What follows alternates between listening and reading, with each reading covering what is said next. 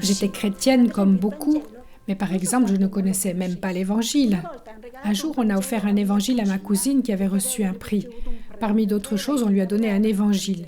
Je me rappelle que lorsqu'elle l'a rapporté à la maison, on s'est mis à rire en disant « Regarde, il y a même un évangile !» et on l'a fourré dans un tiroir d'où il n'est jamais ressorti. Hélas, c'est l'idée que je me faisais de l'évangile. Il me semblait que cela concernait les religieux, les prêtres, ces gens-là, mais pas nous. Cependant, quand Chiara m'en a parlé, tout était vie.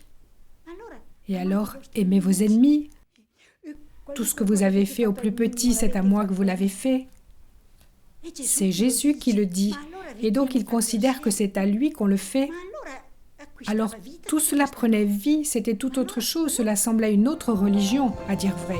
Sembrava forse un'altra religione, dico la verità.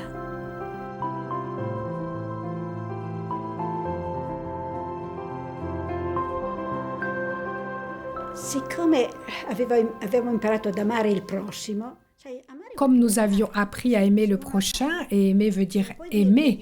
Si quelqu'un a faim, tu ne peux pas lui dire « va t'acheter du pain » ou autre chose de ce genre. Il faut lui donner du pain.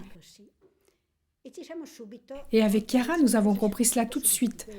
Quand quelqu'un venait sonner à notre porte, nous lui donnions tout, ce que nous avions et même ce que nous n'avions pas, certaines fois vraiment tout.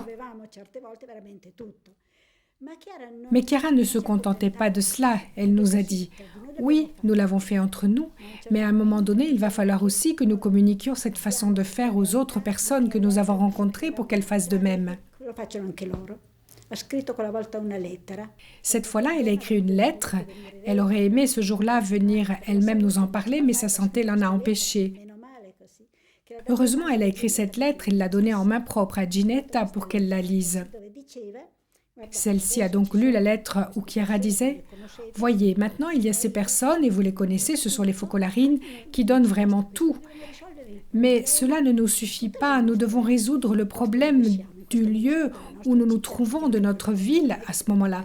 Car en fait, à cette époque, nous ne pouvions pas penser plus loin, parce que nous étions aussi un peu bloqués par la guerre, un peu bloqués par notre travail, et aussi par notre petitesse, il faut le reconnaître. » Il y avait aussi un peu de cela. Cependant, nous disait-elle, voilà ce que nous pouvons faire, que chacune fasse ses propres calculs, qu'elle voie ce qui lui est vraiment utile et s'il reste quelque chose, qu'elle l'apporte, comme nous l'avions compris que le faisaient les premiers chrétiens. Et si quelqu'un a besoin de quelque chose, qu'il vienne le dire avec simplicité, car nous pourrons y pourvoir. Cela a été quelque chose de très beau, vous savez, simple. Plusieurs personnes sont venues, et elles ont dit ce qu'elles s'engageaient à donner chaque mois, et d'autres sont venues dire ce dont elles avaient besoin. Comme elles se sentaient parmi de véritables frères, elles pouvaient l'exprimer.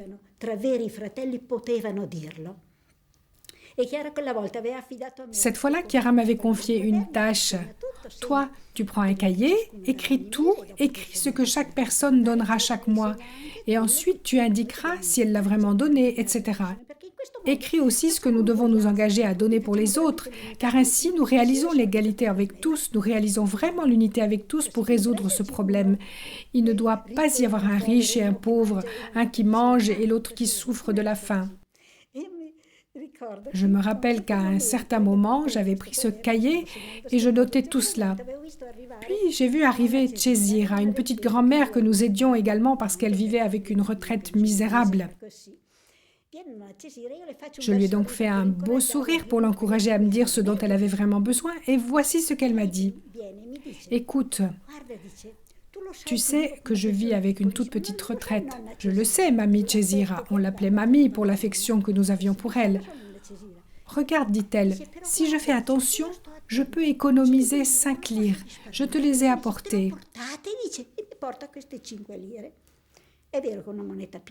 C'est vrai que ce n'était qu'une petite pièce, mais à ce moment-là, il m'a vraiment semblé que cette pièce était en or. Nous l'avons aidée et avons cherché à être attentive à ce dont elle avait vraiment besoin. Nous lui avons par exemple acheté des chaussures type pantoufles parce que nous nous sommes aperçus que ces chaussures étaient usées et qu'elle avait mal aux pieds. Et j'ai compris que ce n'est jamais beaucoup ou peu si chacun fait sa part.